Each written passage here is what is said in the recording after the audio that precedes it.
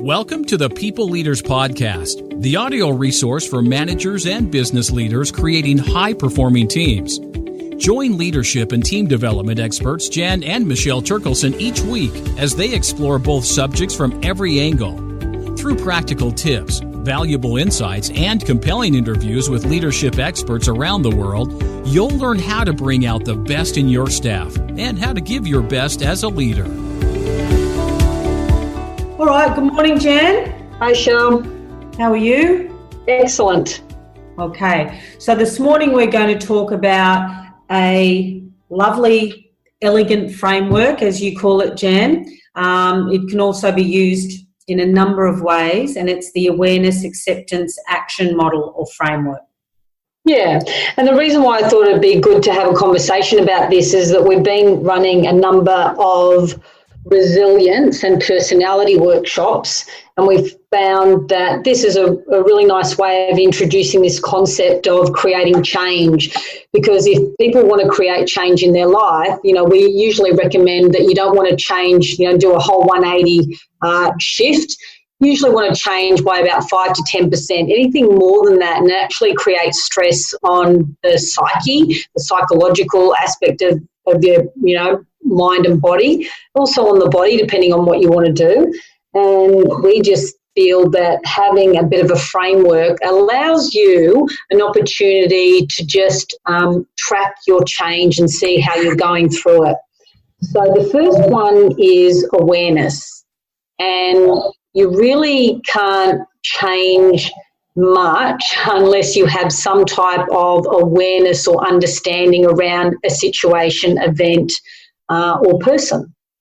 And when we talk about awareness, there is a number of aspects of awareness. It's about understanding. It's about being open and curious. It can also be about, reflecting and also questioning. Like, what is it about this situation that I'm not seeing yet? Or what is it about this person that I am reacting to? What is it about me? So it's the quality of the questions that you ask yourself actually brings this level of awareness.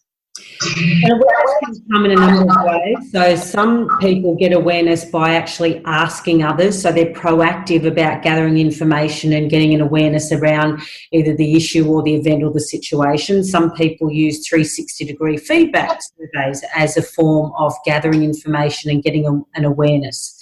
And others can actually internalize it in the moment and get the awareness, like, oh, how am I feeling right now? And it's a wonderful model if you want to be able to respond differently in any situation. You can use the Awareness, Acceptance, Action model. Even if you're feeling down in the dumps, have a think about, okay, so how am I feeling right now? Okay, and then you move into the next stage, which is acceptance, Jan. Yeah. What is something around acceptance? So there is a choice between awareness and acceptance, and this is part of, overlaying this model.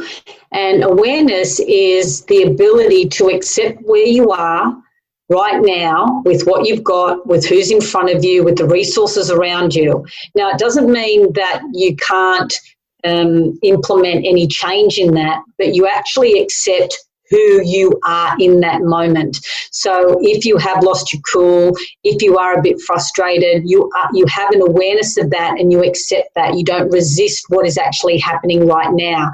And this is the key point, because whenever you start to feel a resistance or experience resistance, it's actually giving you a sign that you aren't integrated or you're not aligned. And it's only when you can actually accept where you are right now that you create a certain alignment with your mind, body, and emotions to move forward. So when you're not accepting it, either you're denying it, you're ignoring it, you're pushing it down, you're not able to move through it or move beyond it when you don't accept it. And acceptance doesn't mean, okay, I'm going to, I agree with it. It just means I am where I am. That's it when we talk about acceptance. That's right. And that's why a lot of people especially people who haven't developed that muscle of emotional intelligence, blame, because it's one of the most effective ways of releasing tension in the body. When you blame, when you actually push it onto something or someone else. Now, what that doesn't allow you to do is to actually move through the situation, and that's why situations keep repeating themselves, is because you actually haven't gone through this process of acknowledging, accepting, and then the next choice is action. That's right. And it's only when we move into action that we gather a little bit more information that leads us down another path that moves us forward or moves us through this situation or this unpleasant feeling or this event.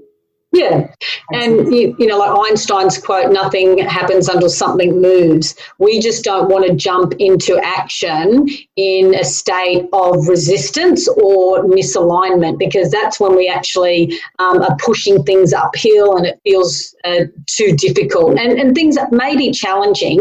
However, when you have gone through this process of understanding and reflection and, you know, asking questions and then building that muscle even more so by accepting what is, and then moving into action, what you're actually doing is building energy around it. So momentum is moving. So it's not as difficult.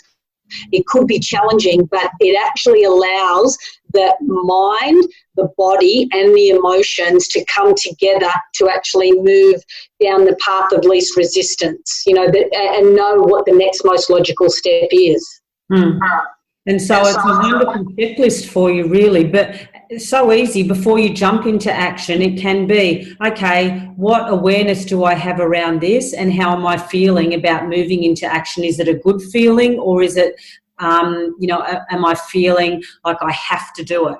And just those two questions alone can help you get some clarity around whether this is the right action for you or not. Yeah, absolutely, Shell. And even for those people who are quite predominant thinkers, starting to use the word feel can actually open up elements in your psyche that perhaps you haven't tapped into before, because as human beings, that is our guidance system, is how do I feel? What is this situation, event, person bringing up in me? Because if it's coming up in you, there is something that's unresolved or something that it's reminding you of. It's just sort of kind of tend to look out and point outwards and go, oh, it's about them or it's about that situation. It's like you feel uncomfortable for a reason. And sometimes it's not, you know, it's not worth the effort trying to find out exactly what the reason is. It's just enough to know, actually, I feel uncomfortable. What can I do to feel more comfortable about this situation, event, or person? Yeah, great. Okay, so if someone wants to play with this model or practice this model, one thing that I would suggest is, again, to use some of those questions around developing awareness. You know, what am I actually feeling right now? What is this situation or person telling me about myself? And what is good about this situation that I'm not yet understanding? You know, like these are some of the questions that you can ask yourself when you particularly feel stuck or frustrated. And then with the acceptance, the quickest way to accept something is just to breathe. You know, like breathe when you are in that situation, because it releases tension, because that's what you want to do, yeah? And try and stay just when it gets a little bit uncomfortable, when you're in the acceptance phase. Okay, what's really going on now? How am I feeling about all this? Okay, I feel really uncomfortable. But if you can just stay open to that, then you can start to move into action. Okay, do you want to do something about it? Yes, I do. All right. Yeah. And the feedback that I would give around taking action is, what is the most next logical step and the path of least resistance? Yeah, Yeah. So I really invite you to reflect on that and see whether or not that supports you in making, you know, better decisions and feeling better about what it is that you're doing. Yeah, so play with the model, experiment, and you'll start to see some changes. Yeah. Adios. Okay, bye. We hope you enjoyed today's episode of the People Leaders Podcast. For show notes and other resources, please visit us at peopleleaderspodcast.com. And while you're there, you can subscribe for future episodes so you can continue your own leadership journey. And please be sure to share this and other episodes with your friends and colleagues. The People Leaders Podcast is brought to you by the Experts on Air Podcast Network.